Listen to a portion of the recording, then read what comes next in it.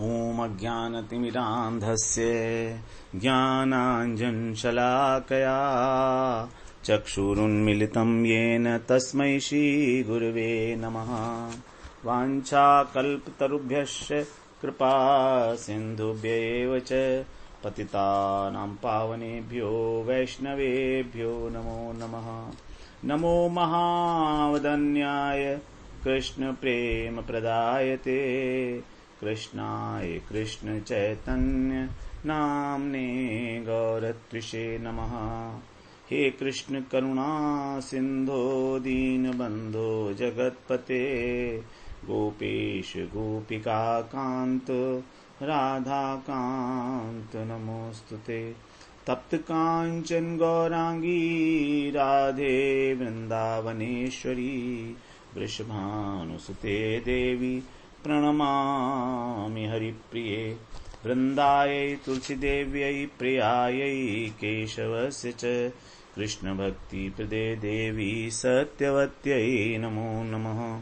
श्री कृष्ण चैतन्य प्रभो नित्यानंद श्री अद्वैत गदाधर शिवासादि गौर भक्त वृंद। हरे कृष्ण कृष्ण कृष्ण हरे हरे, हरे राम राम राम हरे हरे। हरे कृष्णा। सर्वप्रथम मैं अपने गुरुपाद पद्म ओम विष्णुपाद अष्टोत्तर शत श्री श्रीमद् भक्तिवेदांत माधव गोस्वामी महाराज के चरण कमलों में अनंत कोटि दंडवत प्रणाम ज्ञापन करता हूँ। हम लोग श्रीमद् भगवद गीता का 14वां अध्याय श्रवण कर रहे हैं। उसमें हमारा 10वां श्लोक चल रहा है, जिसमें भगवान कह रहे हैं कि किस प्रकार से एक गुण दो गुणों के ऊपर विजय प्राप्त करके और आगे बढ़ता है। तो 10वें श्लोक में इस प्रकार से कहा गया है, रजस्तमश्चभिभूय सत्वं भवति भारत, रजः सत्वं तमश्चैव तमः सत्वं रजस्तथा। रजोगुण और तमोगुण को दबाकर सत्वगुण बढ़ता है, रजोगुण और सत्वगुण को दबाकर सत्वगुण तमोगुण बढ़ता है, और तम और सत्व को बढ़ाकर रजोगुण बढ़ता है। तो हम लोग यहां पर सत्व और रज किस प्रकार बढ़ते हैं वो चर्चा कराए थे। अब हमें देखना है कि किस प्रकार से हम अपनी क्रियाओं को, अपने भावों को, अपने विचारों को इस प्रकार से करें कि हमारा सत्व गुण किसी प्रकार बढ़े। तो जो कुछ भी हम करते हैं उस क्रिया से अधिक महत्व होता है उस क्रिया का उद्देश्य क्या है, इंटेंशन क्या है, हमारा लक्ष्य क्या है। यदि हमारा उद्देश्य पवित्र है तो सत्वगुण की वृद्धि होगी, और सत्वगुण की वृद्धि होगी तब क्या होता है, सत्वगुण की वृद्धि होने से ही मनुष्य में धर्म आता है। 11वें स्कंध में भागवत पुराण के 13वें अध्याय के 2 श्लोक में कहा है, सत्वात् धर्मो भवेत वृद्धात् पुंसो मद भक्ति लक्षणः। सत्वगुण से मनुष्य के जीवन में धर्म की वृद्धि होती है। तो इसका क्या मतलब, क्या धर्म की वृद्धि का मतलब हुआ धार्मिक अनुष्ठान? तो भगवान कह रहे नहीं। धर्म कैसा है वो? मद भक्ति लक्षण, मेरी भक्ति रूपी धर्म की प्राप्ति। तो भगवान की प्राप्ति, भगवान की भक्ति की जो प्राप्ति है वो कैसे होगी? सत्वात् धर्मो भवेत, जब सत्वगुण जीवन में आता है। तो इसीलिए हमको सत्वगुण को बढ़ाना चाहिए, और उसके लिए 10 साधन हम लोगों ने बात किए थे, तो उसके विषय में एक बार और चर्चा करेंगे हम। सात्विक साधन का हमको सेवन करना है। जैसे शास्त्र है, तो किस शास्त्र का सेवन करें? जो निवृत्ति परक शास्त्र हैं, जिनसे विषय भोगों से निवृत्त होकर और भगवान में मन लगे, शांति मिले। श्रीमद् भागवत पुराण। जैसे जल का मतलब है शुद्ध जल पीना, यमुना जल, गंगा जल, हरिगुरु वैष्णवों का जल। भोजन, जल से मतलब हो गया भोजन हमारा कैसा है। तो हमको केवल भगवान के प्रसाद को ही पाना चाहिए, क्योंकि भगवान का प्रसाद पाने से फिर उस भोजन के अंदर जो दोष हैं वो समाप्त हो जाते हैं, फिर वो प्रसाद हो जाता है भगवान का। इसी से हमारी भक्ति की वृद्धि होती है। संग हमको हमेशा भक्तों का ही संग करना है, दुराचारी व्यक्ति का संग नहीं करना चाहिए। स्थान एकांत सेवन करना चाहिए, पवित्र स्थान का, मंदिर का हमको सेवन करना चाहिए। समय काल ब्रह्म मुहूर्त में उठना चाहिए, जल्दी उठने का अभ्यास। थकान होने पर हमको भजन नहीं होता है, इसलिए हमको जल्दी सोने की आदत भी डालनी चाहिए। कर्म, किसी को दुखी करने वाला कोई कर्म ना करें। भजन हमारा कैसे हो रहा है, नहीं हो रहा है, इसके ऊपर हमारा मेन दृष्टि रहनी चाहिए। संध्या वंदन, संख्या पूर्वक नाम इत्यादि, ये सब जो गुरुजी ने बताए हैं दीक्षा के समय, वो सब नियम पालन करने चाहिए। जन्म का मतलब है गुरुजी से दीक्षा लेकर। 3 प्रकार के जन्म बताए थे। तो दीक्षा लेकर हमें क्या होता है, जब हम दीक्षा लेते हैं तो हमारा नाम बदल जाता है। तो नाम बदल गया, मन भी बदल गया, क्योंकि जो पूर्व जन्मों के संस्कार थे उसके वश, पूर्व जन्मों के संस्कार के कारण जो जन्म हुआ वो तो हुआ ही है, लेकिन अब दीक्षा के उपरांत हमें अपना परिचय भी बदल लेना है। अब हम ब्रह्मचारी, गृहस्थ ये सब नहीं है, हम भक्त हैं। तो भक्त ही हमारा एकमात्र परिचय होना चाहिए। ध्यान केवल भगवान भगवतीय वस्तुओं का ध्यान हो, स्त्री पुरुष शत्रु मित्र इनका ध्यान नहीं करें।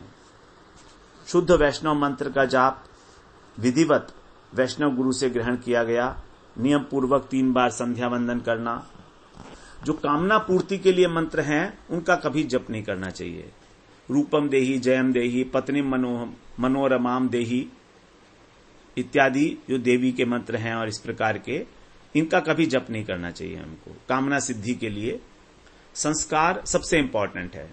भक्ति उन्मुखी संस्कार हमें बनाने चाहिए, क्योंकि हमारे साथ जाएंगे। मन में हमारे अधिक से अधिक स्वच्छ विचार रहें। तो इसके लिए ही हमको स्वाध्याय करना चाहिए, अध्ययन करना चाहिए शास्त्रों का, गीता भागवत इत्यादि का। क्योंकि जो हम सोचते हैं, जो हम पढ़ते हैं, वही हम हो जाते हैं। As we think so shall we become. तो हमारी जो सोच है वही हमको वैसा ही बना देती है जैसा हम सोचते हैं। तो सबसे इंपॉर्टेंट है ये संस्कार, चिंतन, इन सबको हमें सुधारना चाहिए धीरे धीरे। तो क्रमशः हम लोग सत्वगुण के अंदर प्रवेश कर सकते हैं और अधिक से अधिक उसमें रहने का प्रयास करना चाहिए। अधिक से अधिक सत्वगुण में प्रवेश करना आसान नहीं है। रजोगुण, तमोगुण और सत्वगुण 3 गुण हैं। अब अगर हम इसको मैथमेटिकली समझने की चेष्टा करें तो तमोगुण को 1 का अंक दीजिए 1, रजोगुण 10 और सत्वगुण है 100। अब देखिए रजोगुण और तमोगुण पास पास हैं, 1 और 10 में केवल 9 का अंतर है। तो अगर हमें तमोगुण को हटाकर रजोगुण पर चलना है तो हमको 9 कदम चलने पड़ेंगे। 9 steps we have to take. पास में ही है, ज्यादा दूर नहीं है। तो तमोगुण को विजय प्राप्त करना आसान है रजोगुण के द्वारा, लेकिन रजोगुण को जीतना सत्वगुण के द्वारा बहुत मुश्किल है। क्योंकि यहां पर अब हमारा अंतर हो गया 100 - 10, 90। हमको 90 स्टेप्स जो है कवर करने हैं। तो बहुत दूर है सत्वगुण रजोगुण से, तो उसके लिए प्रयास भी उतना ही अधिक करना पड़ेगा। तो तमोगुण को जीतना आसान है, रजोगुण को जीतना बहुत मुश्किल है। इसके लिए प्रयास करना पड़ेगा। इसीलिए जब भी कहा गया है भजन करने के लिए तो कहा गया यत्न पूर्वक करो, सावधानी पूर्वक करो। क्योंकि हम लोगों का मनुष्य शरीर है, मनुष्य योनि है, और मनुष्य योनि स्वभावतः रजोगुणी है। देव योनि जो है वो सत्वगुणी है, लेकिन हमारी योनि तो स्वाभाविक गुण हमारे अंदर रजोगुण का भरा पड़ा है। भोगों की प्रवृत्ति, कर्म करने की प्रवृत्ति, लोभ इत्यादि भरे पड़े हैं हमारे अंदर। इनको जीतना आसान नहीं है। इसीलिए हमको सत्वगुण के ऊपर विशेष रूप से ध्यान देकर जो सत्वगुणी पदार्थ हैं, क्रियाएं हैं, भाव हैं, उन्हीं को हमेशा हमको सेवन करना चाहिए, अनुशीलन करना चाहिए उनका, जिससे हम सत्वगुण में अधिक से अधिक स्थापित हो सके। ये इसका मतलब नहीं है कि बिल्कुल तमोगुण को खत्म करना है। अगर तमोगुण को खत्म कर दिया तो हमें नींद नहीं आएगी। तमोगुण का लक्षण है नींद। अगर नींद नहीं आएगी तो हमारे शरीर को आराम नहीं मिलेगा। शरीर को आराम नहीं मिलेगा तो भजन भी नहीं हो सकता है। तो तमोगुण भी आवश्यक है, निद्रा और आलस्य दोनों आवश्यक हैं, लेकिन सीमित मात्रा में, युक्ताहार विहारस्य। उसी प्रकार रजोगुण कर्म भी करने हैं, कर्तव्य कर्म से हम पूरा अपने मुंह नहीं मोड़ सकते हैं, लेकिन उसके अंदर लिप्त नहीं होना है, आसक्त नहीं होना है, लोभ नहीं करना है। बस जीवन निर्वाह के लिए जितना आवश्यक है उतना जरूरी है। तो इसका यह मतलब नहीं है कि रजोगुण और तमोगुण को बिल्कुल ही छोड़ दिया जाए, और छोड़ना संभव भी नहीं है। छोड़ना चाहें तो भी नहीं छोड़ सकते, क्योंकि शरीर की अपनी रिक्वायरमेंट्स हैं, जरूरतें हैं। यहां तक कि जो देव योनि है, देवता लोग, वो सत्वगुणी हैं, तो उनमें भी रजोगुण और तमोगुण होता ही है। उसके बिना कोई होगा ही नहीं, क्योंकि भगवान ने बताया ना, ब्रह्मांड में ऐसा कोई जीव नहीं है जो इन तीनों गुणों से ऊपर हो, और हम उसी के लिए प्रयासरत हैं। जब हम भजन करते हैं तब हम आसानी से इन तीनों गुणों से पार हो सकते हैं।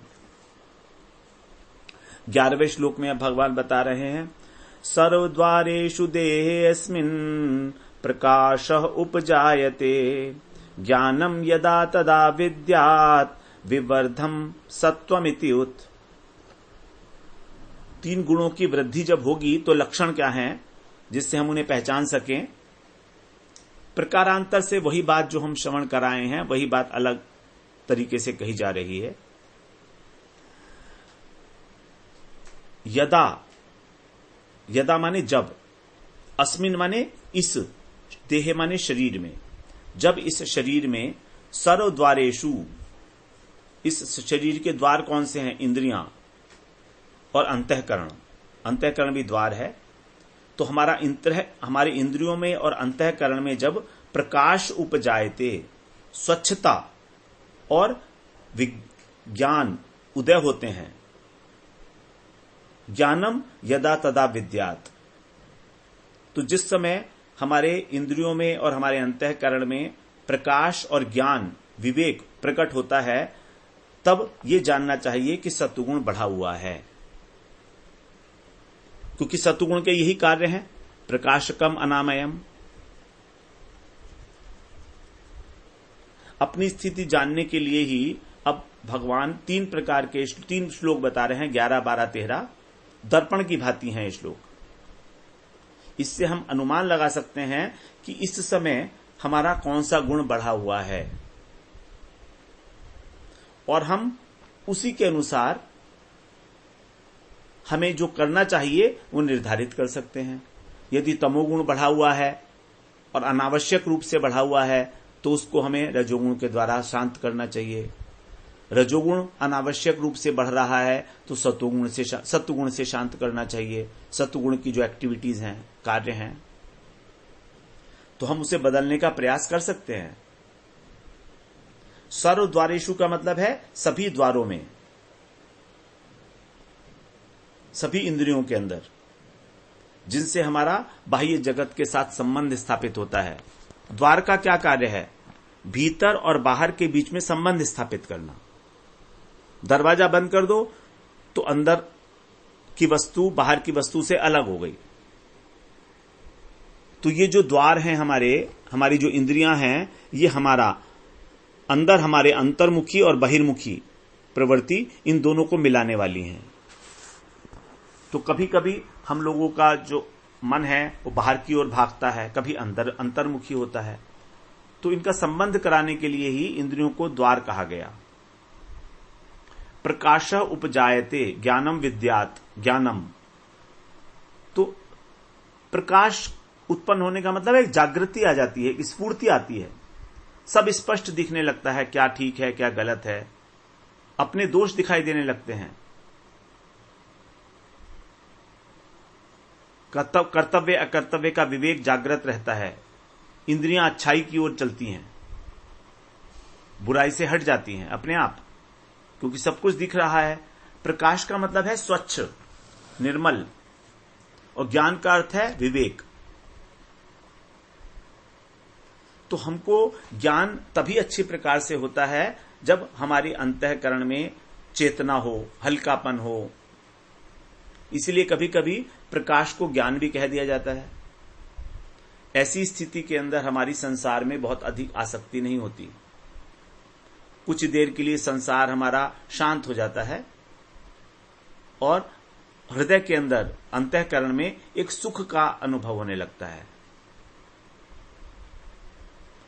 यही सत्वगुण का हम लोगों ने श्रवण करा था, सुख संगेन बधनाति, सुख का अनुभव होना।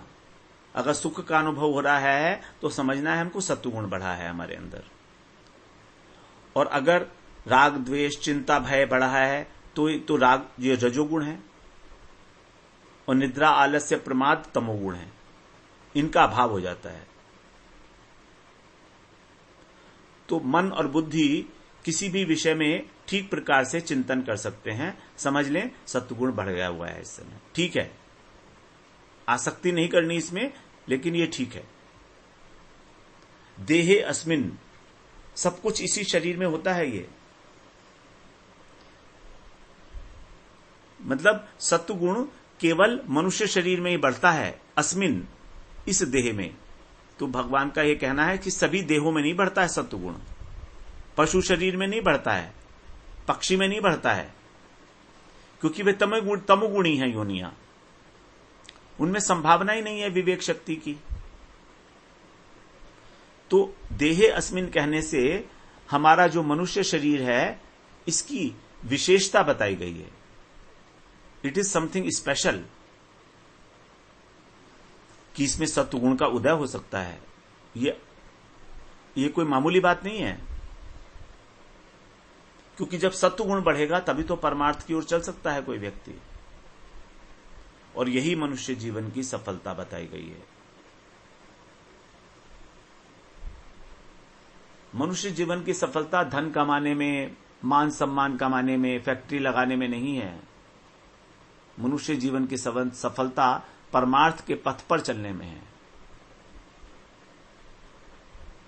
भगवान ने जो कृपा पूर्वक हमें ये शरीर दिया है, अगर हम इसका उपयोग नहीं करते भगवत प्राप्ति के लिए, और अपनी इस अवसर का, इस योग्यता का, इस सौभाग्य का तिरस्कार करते हैं,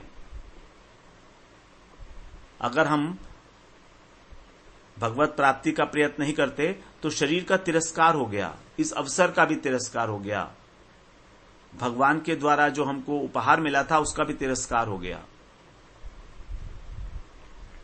तो तिरस्कार करने पर यह निश्चित रूप से नहीं कह सकते कि अगला जन्म हमको मनुष्य का मिलेगा कि नहीं,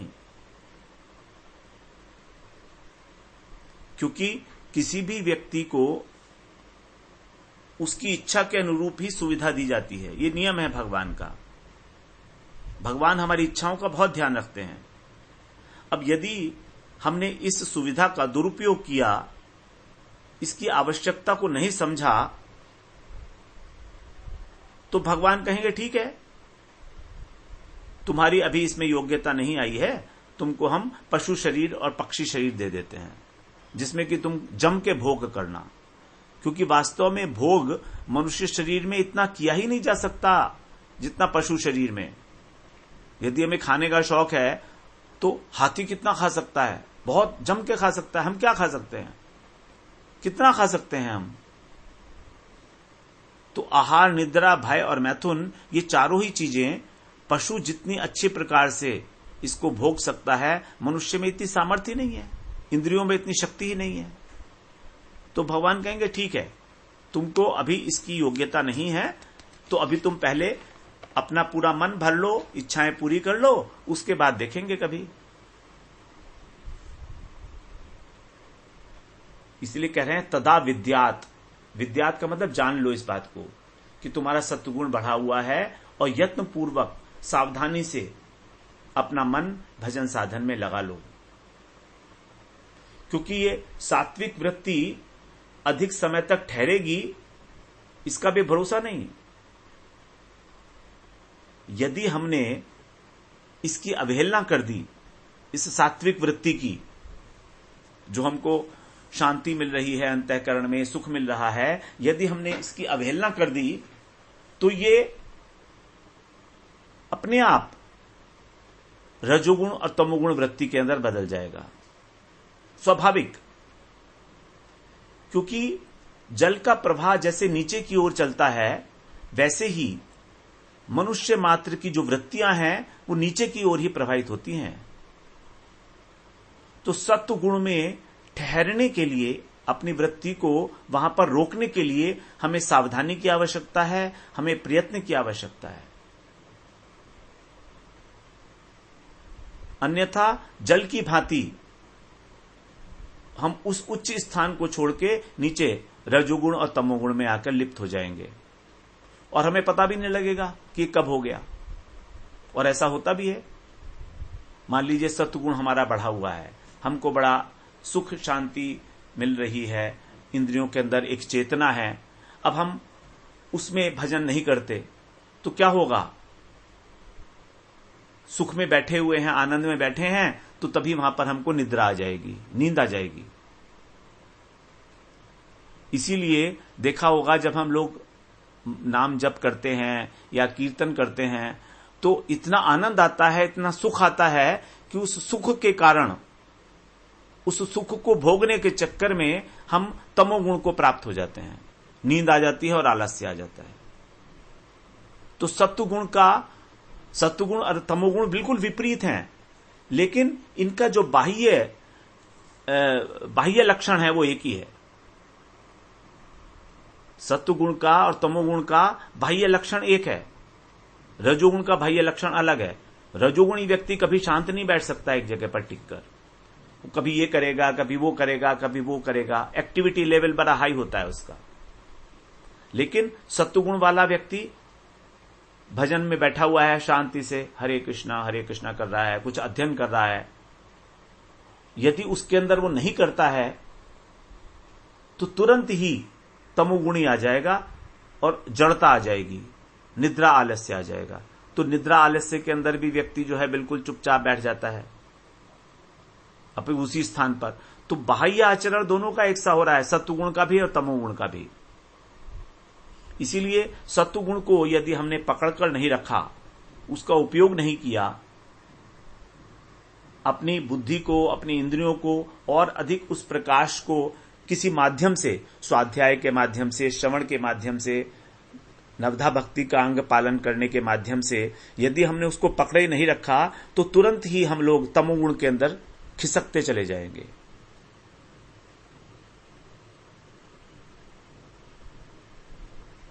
क्योंकि बाहरी लक्षण एक हैं, इसीलिए तो नींद आ जाती है कथा में बैठकर। कथा में बैठकर नींद क्यों आती है? भजन करने से नींद क्यों आती है? इसीलिए आती है। तो सावधानी की अत्यंत आवश्यकता है।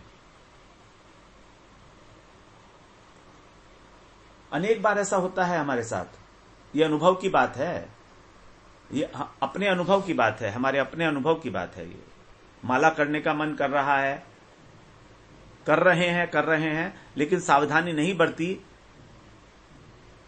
सावधानी नहीं बरती का मतलब मन हमारा जो है वो चिंतन से, भगवत चिंतन से विमुख हो गया अगर, तो तुरंत ही हमको तमोगुण आके घेर लेता है। और अथवा यदि किसी सांसारिक कार्य में लग गया तो हमने कब माला रख दी, कब भगवान का नाम हमसे छूट गया, हमें पता भी नहीं लगता, हम सांसारिक कार्य में प्रवृत्त हो जाते हैं। जैसे माला करते हुए कोई फोन आया, अब फोन आया तो फोन के बाद उसमें कुछ बातें हुई, चर्चा हुई वहां से कि हमको ये काम करना है, ये काम करना है, तो माला अपने आप ही रखी जाती है और हम उस काम में लग जाते हैं। तो या तो रजोगुण में चले जाते हैं या तमोगुण में चले जाते हैं। इसीलिए कह रहे हैं अत्यंत सतर्क रूप से, यत्न पूर्वक हमें उस सत्व गुण का उपयोग करना है।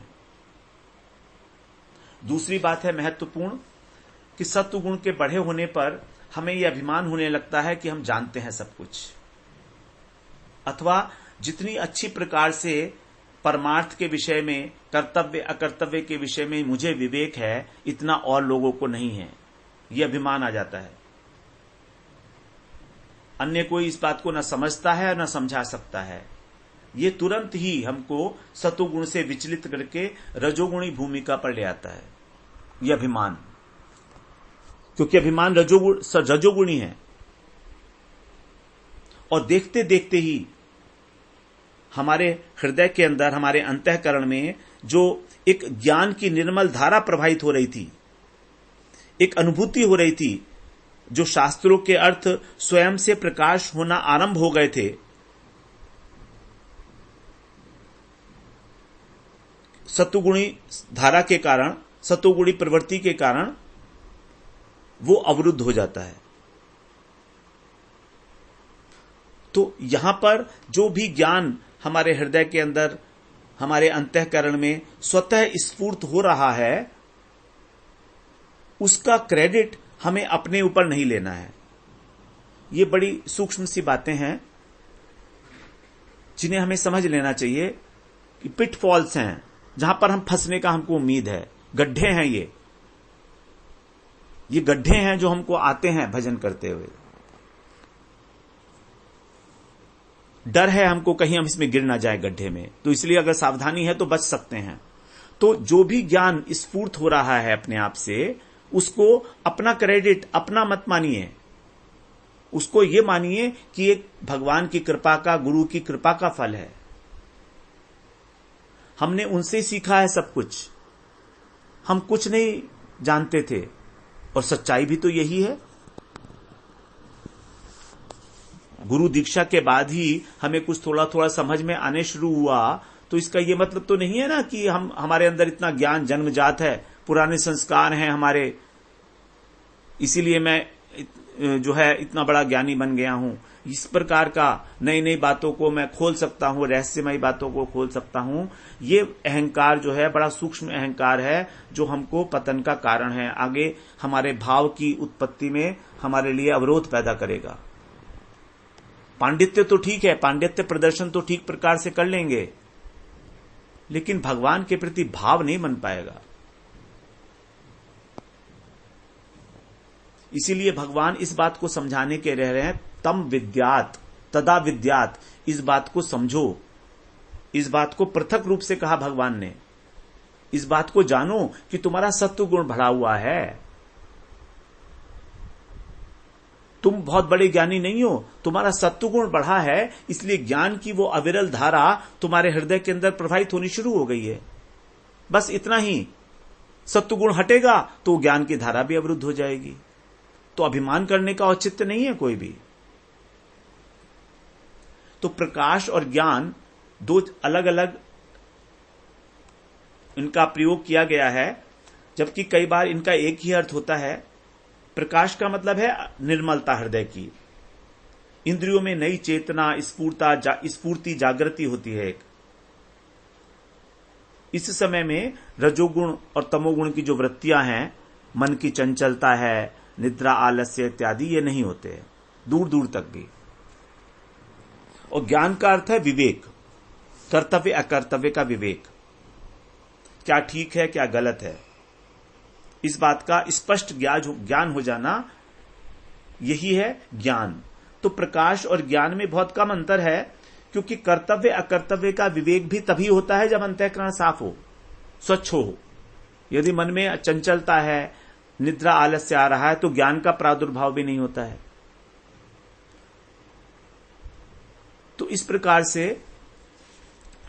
किस प्रकार हम लोग अपने सत्व गुण में और अधिक रूप से प्रतिष्ठित हो सकते हैं, रजोगुण और तमोगुण को शांत करके, उनको दबाकर, ये यहां पर हमको प्रेरणा मिलती है इस श्लोक से, 11वें श्लोक से। अब हम लोग आगे 12वें श्लोक में आगे अगले सत्र में प्रवेश करेंगे। वांछा कल्पतरुभ्यश्च कृपा सिंधुभ्य एव च पतितानां पावनेभ्यो वैष्णवेभ्यो नमो नमः।